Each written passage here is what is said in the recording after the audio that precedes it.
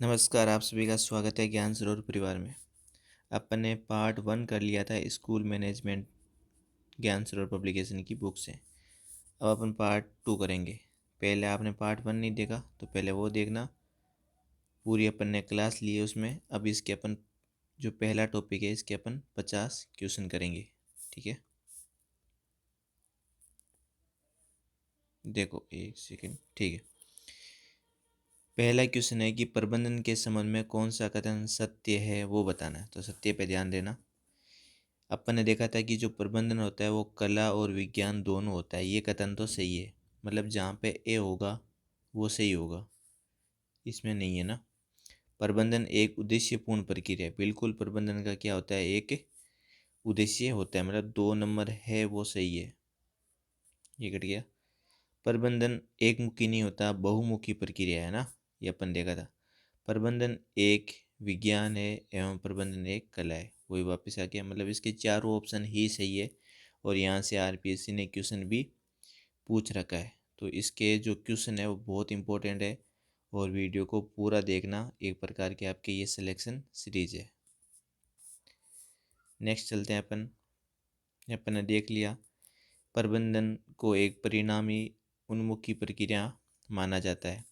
ये निरंतर चलती है, सतत, ये गतिशील होती है, ये परिवर्तनशील प्रक्रिया है। ठीक है, ये सब जगह होती है, ये सार्वकालिक है, ये सार्वभौमिक है, और एक व्यक्तिगत प्रक्रिया नहीं है। कैसी प्रक्रिया है ये, सामूहिक प्रक्रिया है। क्वेश्चन नंबर अपन चलते हैं 2 में। शैक्षिक प्रबंधन के संबंध में सत्य कथन पर आपको विचार करना है। ठीक है, देखो, शैक्षिक प्रबंधन किसी शैक्षिक संस्थान की क्रियाएं जैसे शिक्षण, प्रशिक्षण एवं अनुसंधान हेतु उपलब्ध मानवीय एवं भौतिक संसाधनों के कुशलतम एवं प्रभावी उपयोग द्वारा नियोजन, संगठन, निर्देश, नियंत्रण की प्रक्रिया है। ठीक है, अगला देखो, शैक्षिक प्रबंधन में मानवीय एवं भौतिक दोनों संसाधनों पर प्रबंधन पर बल दिया जाता है। क्या शैक्षिक प्रबंधन में मानवीय और भौतिक दोनों संसाधनों पर बल दिया जाता है? ठीक है, आगे ऑप्शन देखते हैं। अगला ऑप्शन है 3 नंबर, शैक्षिक प्रबंधन में मानवीय तत्व का विशेष स्थान है। सही बात है, क्योंकि मानव ही प्रबंधन का मुख्य आधार होता है। अभी तक पॉजिटिव आ रहे तीनों।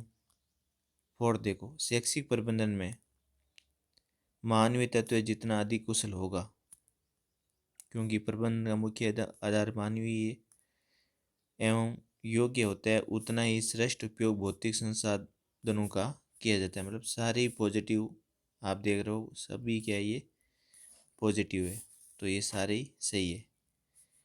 शैक्षिक प्रबंधन वह प्रक्रिया है, प्रोसेस है, जिसमें बालक के अंतर्निहित शक्तियों के विकास हेतु शिक्षा की व्यवस्था की जाती है। सीएर्स का कथन देख लो, शैक्षिक प्रबंधन एक प्रक्रिया है जिसके संबंध में ऐसी व्यवस्था से हैं जिसमें पूर्व निर्धारित शैक्षिक कार्यक्रम सफलतापूर्वक व्यापारिक रूप में संपन्न होते हैं।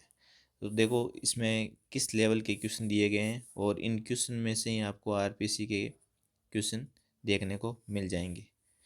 चारों ऑप्शन इतना डिटेल से क्वेश्चन, अच्छे अच्छे भैया क्वेश्चन बनाए गए हैं।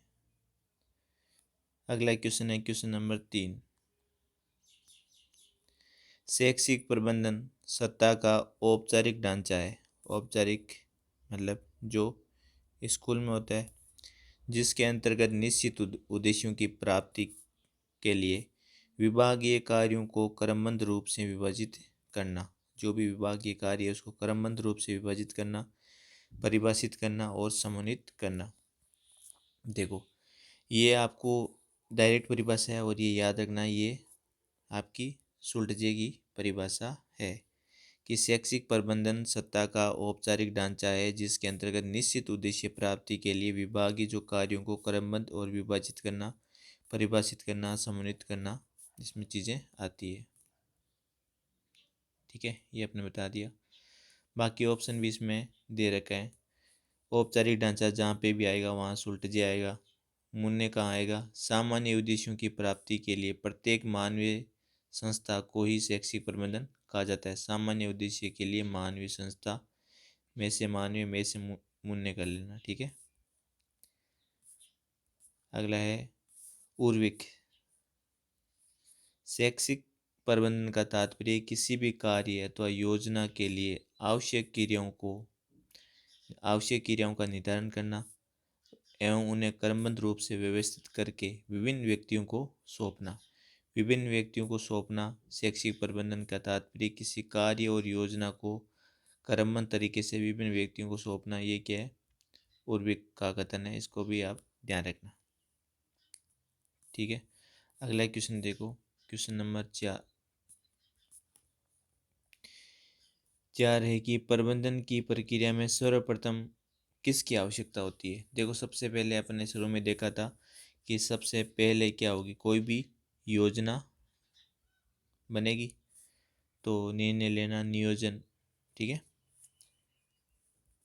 अब देखो, जो भी लक्ष्य हमने तय किए हैं उन लक्ष्यों की प्राप्ति हेतु क्या करना है, कैसे करना है, कब करना है और किससे करना है, इससे पूर्व निर्धारित एक नियोजन या एक योजना बनती है। तो सबसे सर्वप्रथम ये क्वेश्चन आ सकता है, तो ध्यान रखना, नियोजन। योजना की क्रियान्वित हेतु किसका निर्माण किया जाता है? अब योजना को अपन क्या कर रहे हैं, क्रियान्वित कर रहे हैं, तो किससे करेंगे? कोई ना कोई तो अपना संगठन होगा, चाहे स्कूल, कुछ भी हो सकता है। संगठन का तात्पर्य उस ढांचे से है जो मानवीय और भौतिक संसाधनों द्वारा संस्था के जो निर्धारित उद्देश्यों की प्राप्ति के लिए स्थापित किया जाता है।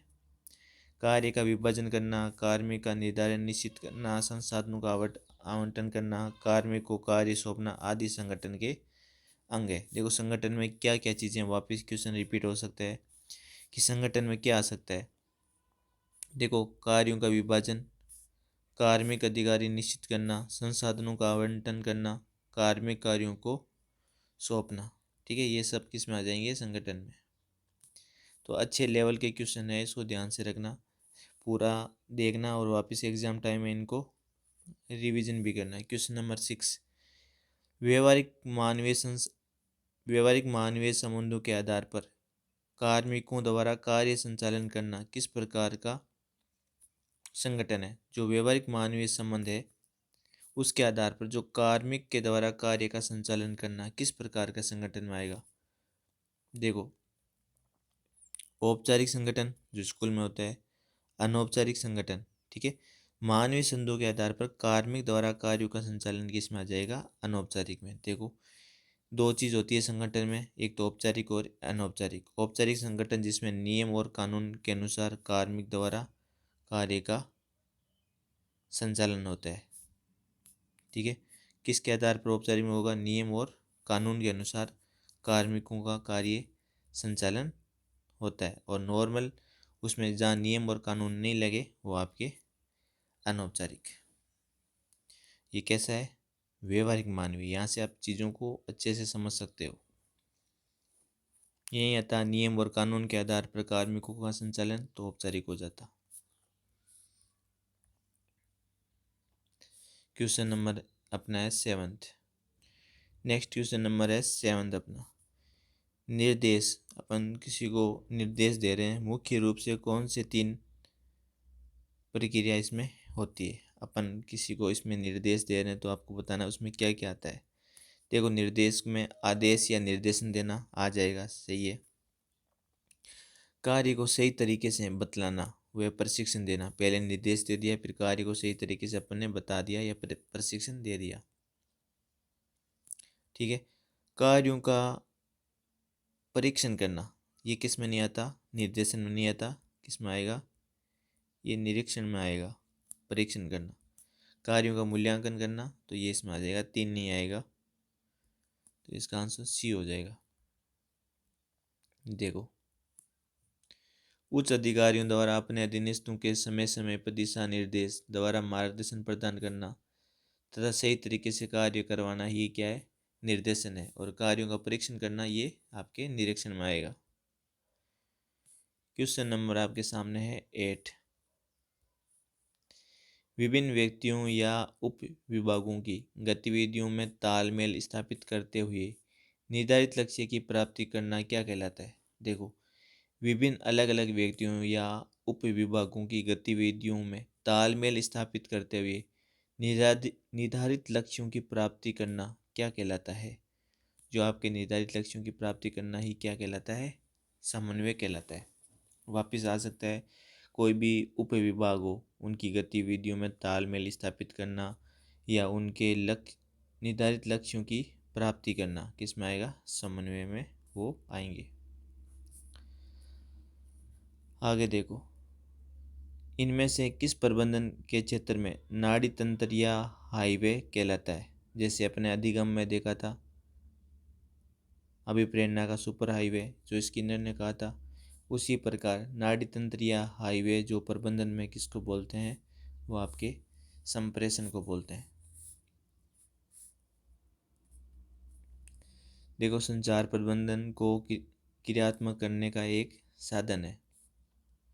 संचार या संप्रेषण के माध्यम से ही एक प्रबंधक अपने कर्मचारियों को अपनी योजना समझाता है और इस संबंध में आने वाली समस्याओं को हल बतलाता है। संचार का तात्पर्य दो या दो से अधिक व्यक्तियों के मध्य तथ्य या विचार का आदान प्रदान करना है, ये आपको पता ही है। तो ये ध्यान रखना, नाड़ी तंत्र और हाईवे किसको बोलते हैं? संप्रेषण या संचार। 9 क्वेश्चन हो गए। क्वेश्चन नंबर 10,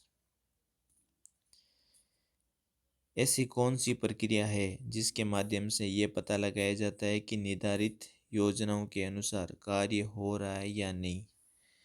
इनमें से बताना है, 4 ऑप्शन है कि इनमें से कौन सी प्रक्रिया जिसके माध्यम से पता लगाया जाता है कि निर्धारित योजना के अनुसार कार्य हो रहा है या नहीं। तो ये किससे पता चलता है कि कोई काम हो रहा है या नहीं? तो ये नियंत्रण से पता चलेगा। क्वेश्चन नंबर 11, किसने अभिप्रेरणा को प्रबंधन का हृदय कहा? मोटिवेशन को प्रबंधन का हृदय किसने कहा? डायरेक्ट नाम याद रखना, लिंकर्ट। ठीक है, इसने अभिप्रेरणा को प्रबंधन का क्या कहा? हृदय। क्वेश्चन नंबर 12, प्रबंधन के क्षेत्र में इनमें से किससे प्रबंधन के भविष्य की उपमा दी जा सकती है? प्रबंधन के क्षेत्र में किससे प्रबंधन के भविष्य की उपमा दी जा सकती है? वो है निर्णय लेना, इसको भविष्य की उपमा दी जा सकती है। कैसे? देखो, पूरा इसमें एक एक चीज़ इसमें दी हुई है। बजट के अंतर्गत संगठन के आय व्यय के अनुमान या लेखा जोखा रखा जाता है। ठीक है, किसी कार्य को करने या समस्या समाधान के लिए उपलब्ध विकल्पों में से सर्वोत्तम विकल्प का चयन करना ही क्या है? आपके निर्णय है। नवाचार प्रबंधन का एक महत्वपूर्ण कार्य है जो केवल नवीन व सुधरे हुए उत्पादों या नई तकनीक के प्रयोग तक सीमित नहीं है, बल्कि इसके अंतर्गत नवीन कार्यक्रम पद्धति भी सम्मिलित है। अतः नवाचार के द्वारा संस्थान को प्रगतिशील बनाया जा सकता है। तो नवाचार हो गया, बजट हो गया, निर्णय लेना, भविष्य की उपमा दी गई है। ठीक है, मूल्यांकन आप जानते ही हो। अगला देखो, किसी संगठन या संस्था की बहुमुखी या चहुमुखी दिशाओं का सूक्ष्म अध्ययन करने व उनके विकास हेतु सुझाव देने को क्या कहा जाता है? तो इसको क्या कहा जाएगा? पर्यवेक्षण। कोई भी संगठन है, अलग कोई भी संस्था हो सकती है, उसके चहुमुखी दिशाओं का एकदम सूक्ष्म अध्ययन करने के लिए, उनको सुझाव देने के लिए उनको क्या कहा जाता है? पर्यवेक्षण। देखो, उच्च अधिकारी द्वारा संस्था की संपूर्ण शैक्षिक गतिविधियों की आवश्यकता अनुसार समय अनुसार जांचना, मूल्यांकन करना शैक्षिक निरीक्षण कहलाता है। ठीक है, शैक्षिक निरीक्षण में उच्च अधिकारी द्वारा काम होता है। जबकि पर्यवेक्षण प्रक्रिया एक ऐसी प्रक्रिया है जिसके द्वारा दूसरों के कार्यों का अवलोकन करके उन्हें सही और उचित निर्देश प्रदान किए जाते हैं। आलेखन में संस्थान के विभिन्न क्रियाकलापों का क्या लेखा जोखा होता है। तो शैक्षिक निरीक्षण में आपको पता चल गया, उच्च अधिकारी आएगी, संपूर्ण शैक्षिक गतिविधियों को जांचेंगे, मूल्यांकन करेंगे। पर्यवेक्षण एक ऐसी प्रक्रिया है जिसके द्वारा दूसरों के कार्यों का अवलोकन करके उन्हें सही और उचित दिशा में निर्देश देंगे। तो किसी संगठन का चौमुखी दिशा में सूक्ष्म अध्ययन पर्यवेक्षण में आ जाएगा। Question number 14 most important question है सारे के सारे। प्रबंधन के मानव संबंध विचारधारा से जुड़े महत्वपूर्ण प्रशासनिक चिंतक है। तो ऐसे ये कोई बेकार क्वेश्चन नहीं बनाए हुए हैं, सारे के सारे क्वेश्चन अच्छे लेवल के क्वेश्चन बनाए गए हैं और इन क्वेश्चनों में से आपके एग्जाम में क्वेश्चन पक्का मिल सकता है। तो पूरा देखना वीडियो। प्रबंधन की मानव संबंध विचारधारा से जुड़े महत्वपूर्ण प्रशासनिक चिंतक है। तो ये आपको बताना ये कौन है, एल्टन मेयो, जो प्रबंधन की मानव संबंध विचारधारा से जुड़े महत्वपूर्ण प्रशासनिक चिंतक है एल्टन मेयो। देखो, इस विचारधारा का उद्देश्य श्रमिकों के उत्पादन और संतुष्टि पर भौतिक व यांत्रिक कारकों के प्रभाव का परीक्षण करना था, जिनके ऊपर टेलर ने अत्यधिक बल दिया। ठीक है। हॉर्टॉन प्रयोग को मानव संबंध विचारधारा की अवधारणा माना जाता है। तो ये डायरेक्ट आपको याद रखना है कि प्रबंधन की मानव संबंध विचारधारा से जुड़े में प्रशासनिक चिंतन कौन है, एल्टन मेयो। क्वेश्चन नंबर 15 देखो, मानव संबंध विचारधारा के कौन 3 तत्व है। जो मानव संबंध विचारधारा है उसमें से आपको बताना है कौन से 3 तत्व है। तो मानव, या इसको आप व्यवहारिक बोल दो तो व्यक्ति आ जाएगा, औपचारिक में ये संगठन स्कूल वगैरह जाएगी, तो अनौपचारिक संगठन आ जाएगा, और भागीदारी। 3 तत्व इसमें आ जाएंगे। व्यक्ति, अनौपचारिक संगठन और भागीदारी पूर्ण प्रबंधन, ये किस में आते हैं, मानव संबंध विचारधारा। अगला देखो, कौन सी विचारधारा ये कहती है कि किसी संगठन के विभिन्न भागों का अलग अलग अध्ययन करने के बजाय, ठीक है, संगठन को अलग अलग करने की बजाय संगठन का अध्ययन एक तंत्र या एक प्रणाली के रूप में बाहरी वातावरण के भाग के रूप में किया जाना चाहिए। देखो, कोई प्रबंधन को अलग अलग अध्ययन करने की बजाय इसको एक ही संगठन के रूप में अध्ययन करना, ये इसको तंत्र या प्रणाली के रूप में जो बाहरी वातावरण है के भाग के रूप में किया जाना चाहिए। ये कौन सी विचारधारा है, इसको आप बोलते हैं व्यवस्था विचारधारा। ठीक है, तो इम्पोर्टेंट है, ध्यान रखना। व्यवस्था विचारधारा को प्रणाली उपागम या तंत्र उपागम के भी नाम से जाना जाता है। 3 नाम हो गए, व्यवस्था विचारधारा, प्रणाली उपागम और तंत्र उपागम। होता क्या है, अलग अलग भाग नहीं करके एक तंत्र मान लिया जाता है और बाहरी वातावरण के अनुसार इसका नाम दिया जाता है। नेक्स्ट क्वेश्चन है 17।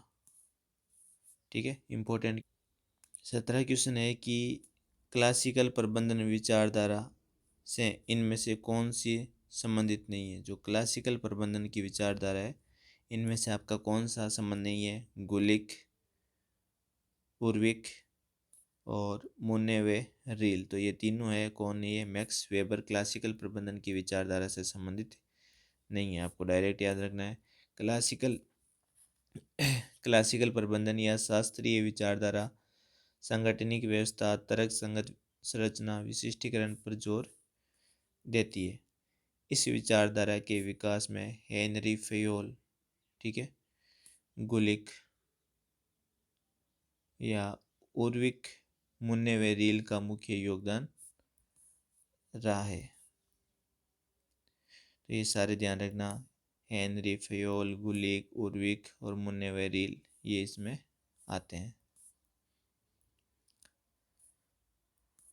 अगला है कि किसने पेपर्स ऑन द साइंस, ये अपने देखी थी, पेपर्स ऑन साइंस नामक प्रस्तुत किसने करा था। डायरेक्ट इसको याद करना, गुलिक या उर्विक, लिख लेना इसको। किसने papers on the science of administration के संगठन की क्लासिकल विचारधारा का सार प्रस्तुत किया, गुलिक एवं उर्विक। क्वेश्चन नंबर आपके सामने है 19। शास्त्रीय विचारधारा के तहत उर्विक ने प्रबंधन से संबंधित कितने सिद्धांत दिए हैं? तो कितने दिए हैं आपके? 8 सिद्धांत दिए हैं। शास्त्रीय विचारधारा में उर्विक ने कितने सिद्धांत दिए? 8। ये आपके 8 सामने। उद्देश्यों का सिद्धांत, स्केल श्रृंखला, उत्तरदायित्व, नियंत्रण, विशिष्टीकरण, समानता और परिभाषा और समन्वय, ये उर्विक के हैं। अब देखो, लूथर गुलिक ने प्रबंधन के कितने महत्वपूर्ण तत्वों या कार्यों की पहचान कर पोस्ट कोरम ये अपन ने देखा था, ये कितने हैं? 7 ही है। ठीक है, अगला देखो, गुलिक ने संगठन के 10 सिद्धांतों का प्रतिपादन किया। कितने सिद्धांत दिए गुलिक ने? 10। लूथर गुलिक ने 10 सिद्धांत दिए। इनमें से किस सिद्धांत को इन्होंने सर्वाधिक महत्व दिया? और ऐसे क्वेश्चन आरपीएससी फर्स्ट ग्रेड में पूछ लिए जाते हैं। तो सबसे महत्वपूर्ण जो 10 सिद्धांतों में गुलिक मानते हैं वो आपके कार्यों का विभाजन ही मानते हैं। कार्यों का विभाजन सिद्धांत सर्वाधिक महत्व देते हुए लूथर ने कहा कि कार्य विभाजन संगठन की बुनियादी ही नहीं बल्कि वह संगठन की वजह भी है। ठीक है, कार्यों की इकाइयों को विभाजित कर योग्यता के अनुसार प्रत्येक व्यक्ति को कार्य सौंपा जाना चाहिए। कार्यों का विभाजन अगर योग्यता के अनुसार देना चाहिए। ठीक है, कौन सा व्यक्ति कौन सा कार्य कर सकता है। क्वेश्चन नंबर है 22। गुलिक ने विभागीय गठन, इसने 4 चीजें बताई थी। विभागीय गठन के आधार पर कोई व्यक्ति है, ठीक है, वो कौन से स्थान पर रह रहा है, उसका क्या गोल है और वह गोल के लिए क्या प्रोसेस करेगा। 4 चीज़ें आती है। तो एक तो हो गया व्यक्ति, कौन से स्थान से संबंधित है वो, और क्या उसका उद्देश्य है, और फिर उद्देश्य के लिए क्या वो प्रक्रिया करता है। ये गुलिक के चारों विभाग है। ठीक है, तो जिसमें 4 है वो आंसर हो जाएगा। 4P इन्होंने दिया था, पर्पज, प्रोसेस, पर्सन और प्लेस। क्वेश्चन नंबर है 23।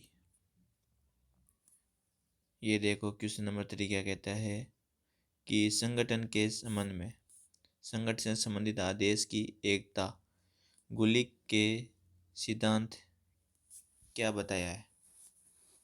ठीक है, संगठन से संबंधित आदेश की एकता, गुलिक का सिद्धांत क्या बताया गया है, ये देखना। पहला ऑप्शन है संगठन में हर कार्मिक कर्मचारी अपने से ऊपर हर उच्च अधिकारी के आदेश प्राप्त करे।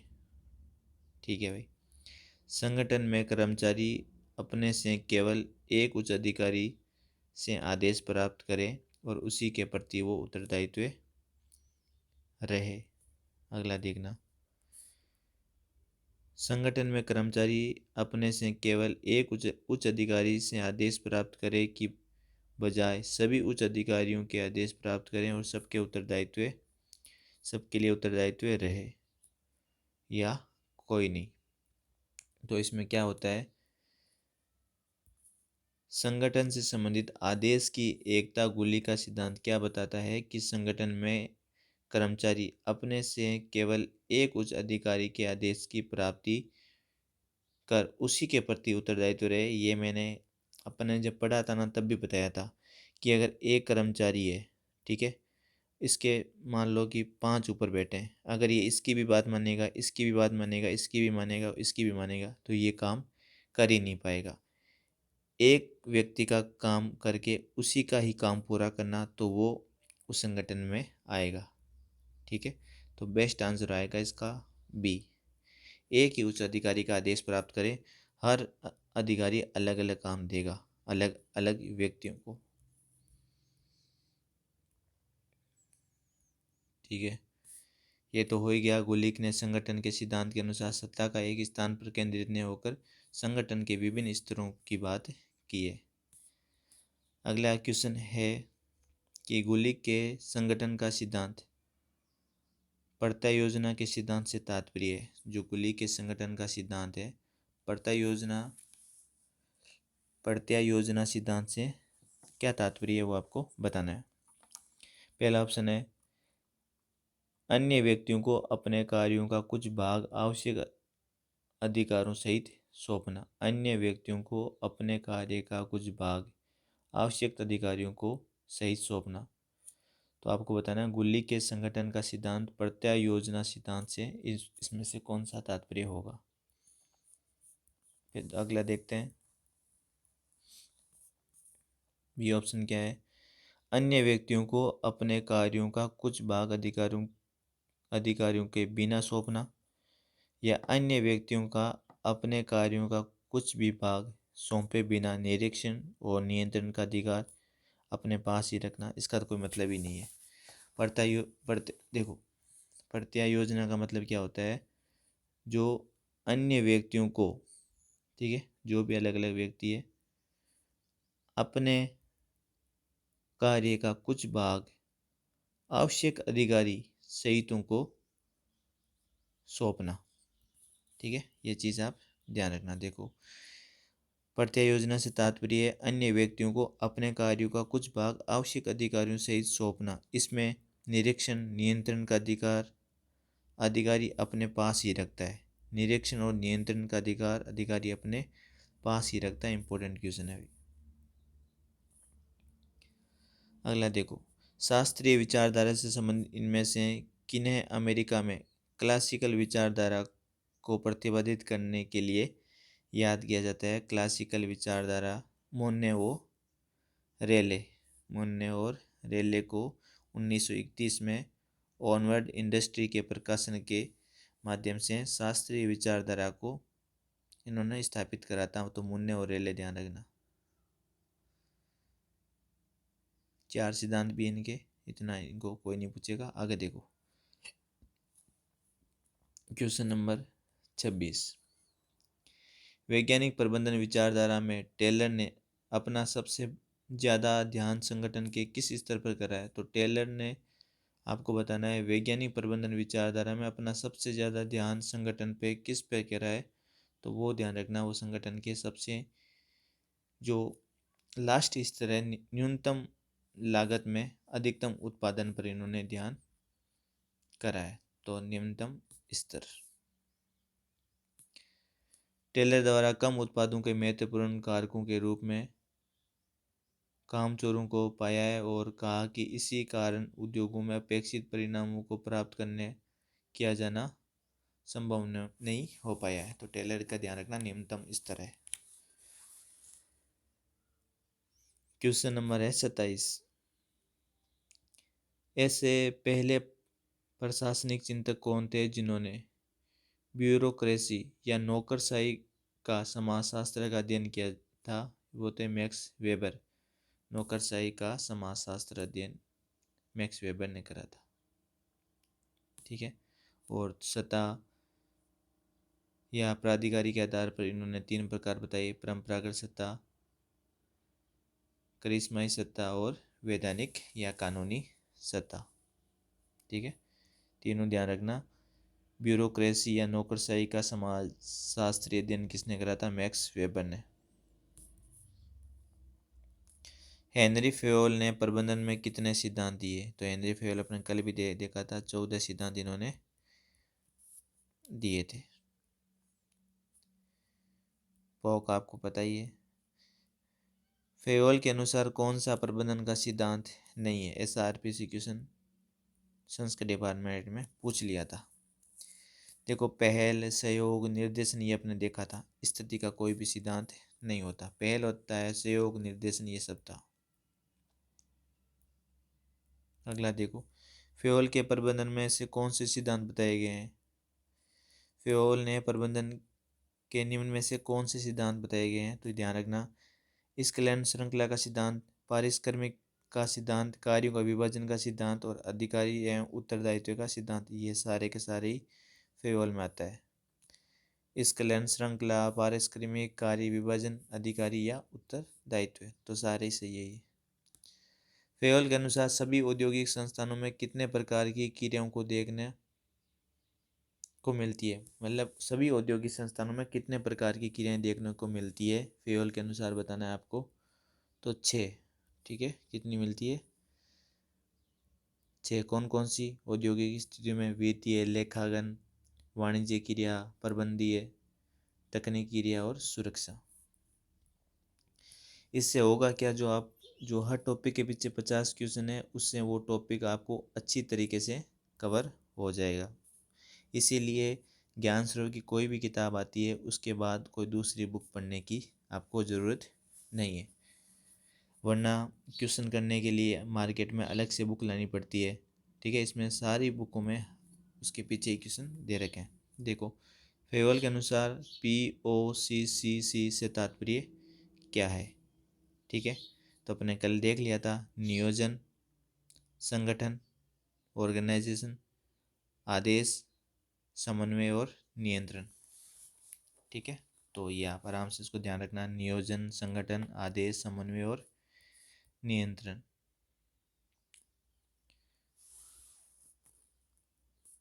क्वेश्चन नंबर नेक्स्ट है 33। बेनार्ड ने औपचारिक संगठन के 3 तत्व बताए हैं, इसमें से कौन सा एक तत्व सही नहीं है? तो बेनार्ड के औपचारिक संगठन देख लो। योगदान की इच्छा होती है, संचार होता है, सहयोग की भावना, असहयोग की भावना नहीं, और सामान्य उद्देश्य। देखो, योगदान की इच्छा, संचार और सामान्य उद्देश्य, ये बेनार्ड ने बताया। शैक्षिक प्रबंधन में कितने तत्वों के प्रबंधन की आवश्यकता होती है? शैक्षिक तत्व में कितने तत्व प्रबंधन की आवश्यकता होती है, ये आपको बताना है। मान की तत्व हो सकते हैं, वित्त का प्रबंधन हो सकता है, भौतिक तत्वों का प्रबंधन हो सकता है और सिद्धांतों का प्रबंधन हो सकता है। सारी सही है। अब देखो, इनको इस बुक की ये खास बात है ज्ञान सरोवर बुक की, कि आपका इतनी बार आप कुछ भी चीज़ें करोगे तो आपका साथ साथ में रिवीजन होता रहेगा।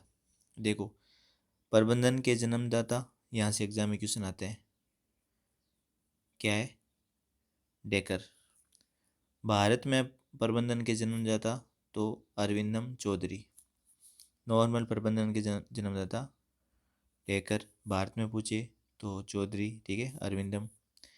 प्रबंधन के हितों का जन्मदाता, जो प्रबंधन के हित में जन्मदाता है, हेनरी फेयोल। हमने देखा था आधुनिक प्रबंधन के जन्मदाता हेनरी फेयोल, और शिक्षा में लूथर गुलिक। ठीक है, के जन्मदाता। प्रबंधन का नाड़ी तंत्र या राजमार्ग क्या है? संचार। ठीक है, संप्रेषण। प्रबंधन की आत्मा बोलो या हृदय बोलो, एक ही बात है, मोटिवेशन। प्रबंधन के विशिष्ट कार्यों के जन्मदाता या आधुनिकीकरण के जन्मदाता या प्रबंधन हितों के जन्मदाता, एक ही बात है, हेनरी फेयोल। POCC। वैज्ञानिक प्रबंधन के जन्मदाता, तो वैज्ञानिक में आप किसको मानोगे? टेलर को। संगठन का मस्तिष्क क्या कहलाता है? बिल्कुल, संगठन का मस्तिष्क क्या कहलाएगा? आपके प्रबंधन कहलाएगा। पोस्ट कोरम ये अपने देख लिया था, जन्मदाता लूथर गुलिक है, लूथर गुलिक और उर्विक। इसको अच्छे से याद कर लेना भाई, 2 ऑप्शन देते, लूथर गुलिक या और उर्विक। POCC Henry Fayol. प्रबंधन में अभिप्रेरणा का द्विकारक सिद्धांत किसने दिया था? प्रबंधन में अभिप्रेरणा का द्विकारक सिद्धांत किसने दिया था? तो कौन था ये? हर्ज़बर्ग। पूरा याद रखना, द्विकारक सिद्धांत प्रबंधन में हर्ज़बर्ग ने दिया था। एक तो बाह्य कारक और एक आंतरिक कारक। आंतरिक कारक में व्यक्ति के खुद की संतुष्टि वाले आ जाएंगे। क्वेश्चन नंबर है 37। ये किसका कहना था कि प्रत्येक व्यक्ति के संगठन में अपनी मनोवैज्ञानिक भौतिक व्यवस्थाओं की संतुष्टि के लिए प्रयत्न किया जाता है? ये कथन किसका था बताओ, कि मनोवैज्ञानिक और भौतिक आवश्यकताओं की संतुष्टि के लिए प्रयत्न किया जाता है? अच्छा क्वेश्चन है, ध्यान रखना कि प्रत्येक व्यक्ति के संगठन में अपनी मनोवैज्ञानिक और भौतिक आवश्यकताओं की संतुष्टि होती है, तो ये आपको ध्यान रखना, डायरेक्ट क्वेश्चन मैस्लो के आवश्यकता पदानुक्रमिक सिद्धांत में आता है कि हर व्यक्ति की मनोवैज्ञानिक और भौतिक आवश्यकताओं की संतुष्टि होती है।